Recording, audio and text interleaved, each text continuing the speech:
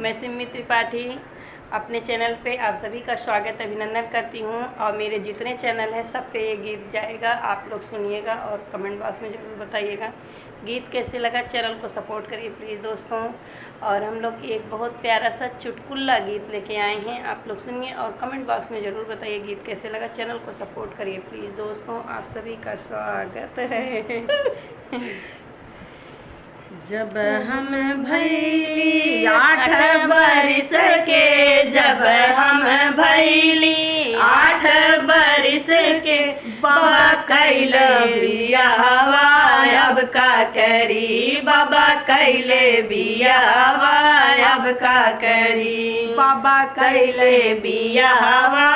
अब का करी, जिया राम मोर धड़के अब का करी, जिया राम मोर धड़के अब का करी। जब हम भैली 8 बरिस के, जब हम भैली 8 बरिस के, बाबा कैले बियाहवा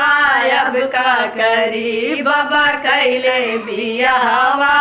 अब का करी, जिया राम मोर धड़के अब का करी, जिया राम मोर धड़के अब का करी। जब हम भैली 16 बरिस के, जब हम भैली 16 बरिस के, भैया दिहले गावनवा अब का करी, भैया दिहले गावनवा अब का करी, भैया दिहले गावनवा अब का करी, जिया राम मोर धड़के अब का करी, जिया राम मोर धड़के अब का करी। जब हम भैली 16 बरिस के, जब हम भैली 16 बरिस के, भैया दिहले गावनवा अब का करी, भैया दिहले गावनवा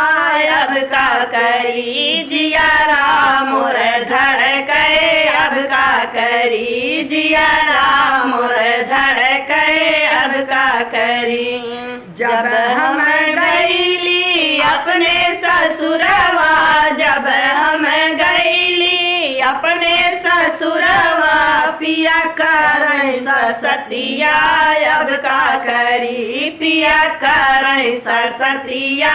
अब का करी। जब हम गईली अपने ससुरवा, जब हम गईली अपने ससुरवा, पिया करैं सरस्वतिया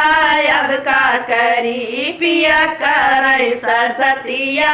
अब का करी, जिया राम मोर धड़के अब का करी, जिया राम मोर धड़के अब का करी। जब हम अपने सासू से कहली, जब हम अपने सासू से कहली, बहू जाओ नैहरवा अब का करी, बहू जाओ नैहरवा अब का करी, बहू जाओ नैहरवा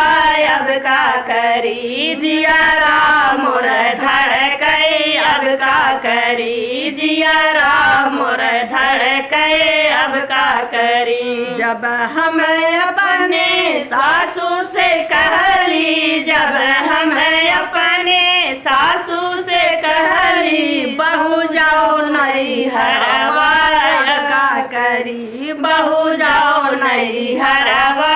अब का करी, जिया राम मोर धड़के अब का करी, जिया राम मोर धड़के अब का करी, जिया राम मोर धड़के अब का करी। अपने पिया संग जिंदगी बिताए, अपने पिया संग जिंदगी बिताए, सासू बर जाऊ ललनवा अब का करी, सासू बर जाऊ ललनवा अब का करी अपने पिया संग जिंदगी बीतौबै, अपने पिया संग जिंदगी बीतौबै सासू बर जाऊ ललनवा अब का करी सासू बर जाऊ ललनवा अब का करी जिया राम मोर धड़के अब का करी जिया राम मोर धड़के अब का करी जब हम भैली 8 बरिस के जब हम भैली 8 बरिस के बाबा कैले बियाहवा अब का करी बाबा कैले बियाहवा अब का करी जिया राम मोर धड़के अब का करी जिया राम मोर